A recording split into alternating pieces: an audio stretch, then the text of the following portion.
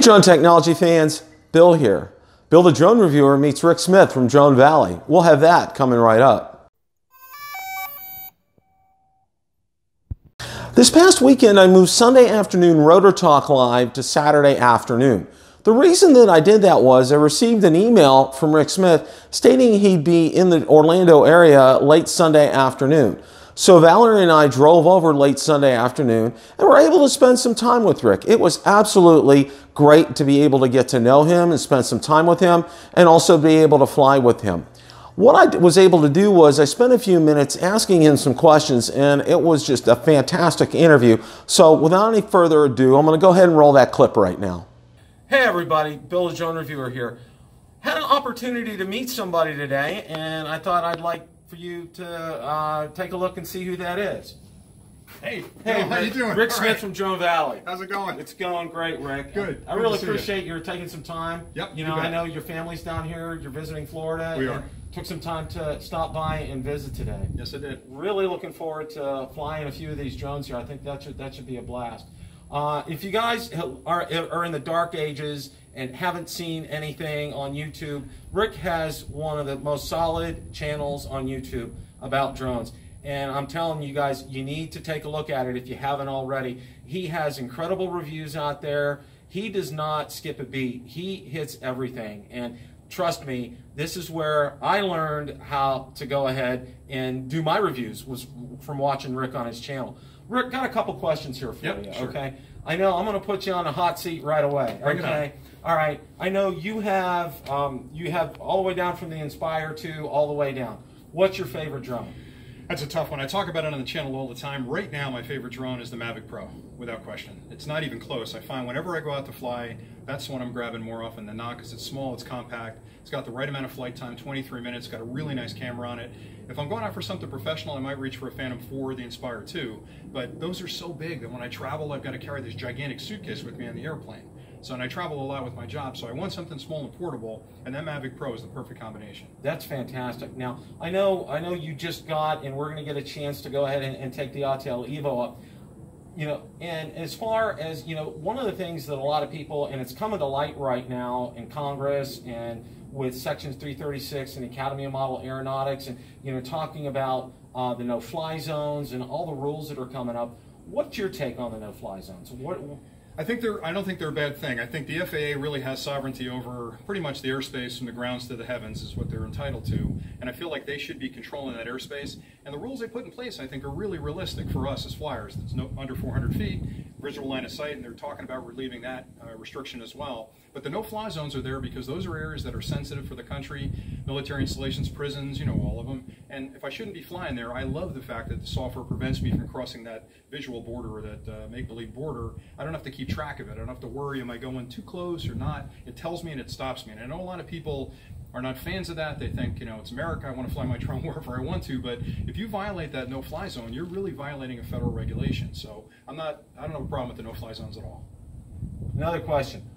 What's your favorite time you've ever had a drone out, and just if it was not even for the channel or just personal use? What's your favorite?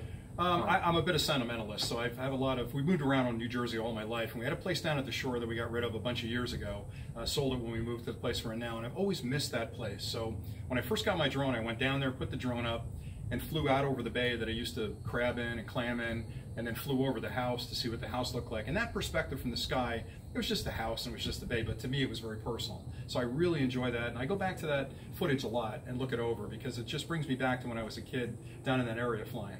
That's great, you know. And I know when I had you on the show, we talked about your first drone was a Parrot. Yeah, the original AR, I think it was. Original, it was that foam one. The original AR. And I know you got the Anafi, and I know I've seen some good things on it already. What's your take on it? I love it. I think they did a good job. Parrot is an interesting company because they're not, and I'm not dissing anybody, but if you look at Autel kind of builds a drone that looks like a drone, and they look at what's in the market, and they do a pretty good job of building a drone that's similar. So the Autel Evo, I thought they had a real shot there at the show. We saw them at CES, and I talked to their engineers. If they released that Autel Evo with the 1-inch sensor, like I've said on the channel many times, they could have owned the drone market, the foldable drone market, for 6 months before DJI came out with the Mavic 2. For some reason, they came out with the 1/2.3 sensor, which is just another drone at that point. And it kind of looks like the Mavic. I think we have it over here. So it kind of looks like the Mavic to me, and I feel like it's sort of another Me Too kind of drone. I think they do a pretty good job. But what I like about the Parrot, which you asked about, which we have over here, was that this is a whimsical drone. This is not like anything anybody's built before. It's small, it's portable, it's not fragile by any stretch, it's got carbon fiber in it. So I've always liked Parrot because they've taken a different path than other drone manufacturers. They're not going up against the hotels and the DJIs. They're looking to build a drone that's affordable for first-time flyers or even people that just want a drone to throw up with their kids. And I think the Anafi is a fantastic product for that. And I know a lot of people will pick on it and say it's a toy drone, it's small, it's not as durable, won't fly as far. But I've been flying this thing for almost 2 months, and I'm using it almost as much as I'm using the Mavic Air and the Mavic Pro, to be honest with you. So I like it a lot. Wow, that's fantastic. A lot of people, you know, we're all, the Mavic 2, Mavic Pro 2 is coming up. And before I ask you a question about that, you know, a lot of people are asking me, like one of the questions I get a lot of is, I have a Spark group and over 1,000 members and it grows. I get 15, 20 people on it daily, okay? A lot of people asking me, Bill, will there be a Spark 2? What are your thoughts? Yeah, there'll be a Spark. I guarantee there'll be a Spark 2. So my thought would be that the Mavic 2 is going to come out probably late August, early September, and I'm speculating. I don't know anything. Like I say on the channel all the time, sometimes I'm in the tent, sometimes I'm not in the tent. On this one, I'm not in the tent, so I'm guessing at everything. But what I'm hearing, sort of the scuttlebutt from friends that I have that work inside the company, is that the reason the delay happened was they couldn't produce enough of them. Because you remember when the Mavic Pro came out, they announced it right when the Karma was announced, and I think they did that as a marketing thing to shut Karma down, but they couldn't build them fast enough. And there was a lot of anger from people that had laid a deposit down and couldn't get it. They're trying to avoid that this time. So I think they're building enough of the Mavic 2s. The day it's announced, you'll be able to order it, they'll ship it, and you'll have it quickly.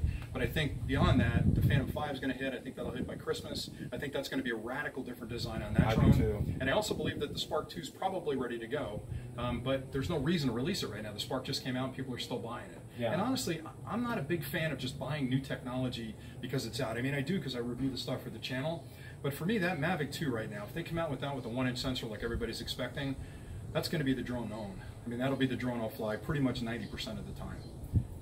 Mavic 2. I mean, we just should stay on the Spark. We just touched base on that. And you know, with all the things that are going on, and everybody just, you know, the one overwhelming comment I'm getting, and just release it.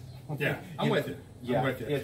I agree. I think it should be out, but again, it's up to DJI, and they're geniuses from a marketing perspective. A lot of people are saying they're leaking on purpose to get people excited about it and shut down the hotel and the Anafi.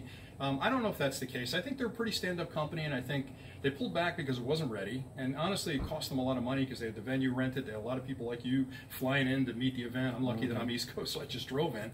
But they had a lot of people upset that they put the event off. So they wouldn't do that just because. They did it because it wasn't ready, and they were waiting for it to be released. But what I tell everybody is, we've waited all summer for this Mavic 2. It's August. Fly something. Don't wait any longer. Like, okay, it's going to be amazing, it's astounding, great. It's probably going to hit in September. You've wasted a whole summer. Buy a Mavic, buy a Spark, buy a Mavic Air, put the thing up, and fly for the next 6 or 7 weeks before the winter hits. Then upgrade when you get time. Don't wait. Oh yeah. Why are you waiting for the tech? Get up in the air. Let's fly. Well, one of my subscribers responded back, says the best drone. It's not the one that you own, it's the one that your neighbor down the street owns. I just absolutely love that. That's a great point. Rick, it's been an absolute pleasure. Enjoy the rest of your stay in Florida. We're going to do some flying. Yeah, we're going to get flying. All right, great. First of all, Rick, I want to thank you so much for this opportunity. I know you had a very busy schedule this weekend, so Valerie and I want to thank you so much for being able to spend some time with us. We really, truly appreciate that. Also want to thank you for the opportunity to fly one of your drones. And for all my viewers and subscribers, there's a video that's going to be coming up on that, so stay tuned. That'll be coming out shortly. Can't say enough about Rick. Rick's one of the first people that I watched on YouTube after I got my drone. I learned so much from Rick. Absolutely. Cannot thank him enough for being, and I consider Rick a mentor to me. He's absolutely fantastic in what he does. He has very thorough, very detailed, he's very knowledgeable about drones, and absolutely gives you everything that you possibly need to know about whatever you're looking at when it's drone related. So Rick, again, kudos to you for all that you do for the drone community, for what you've done to me personally as a mentor. I want to thank you so much. You have been absolutely fantastic. If you like the content from today's video, please make sure you hit the like button, subscribe, and tell others about the channel. Also, be sure to check out my Facebook page where I do post daily updates regarding the drone and drone industry and anything DJI, Autel, or Parrot related. Also, be sure to check out my Twitter page where I do post daily updates, and Instagram as well. Thanks so much for watching, and happy flying!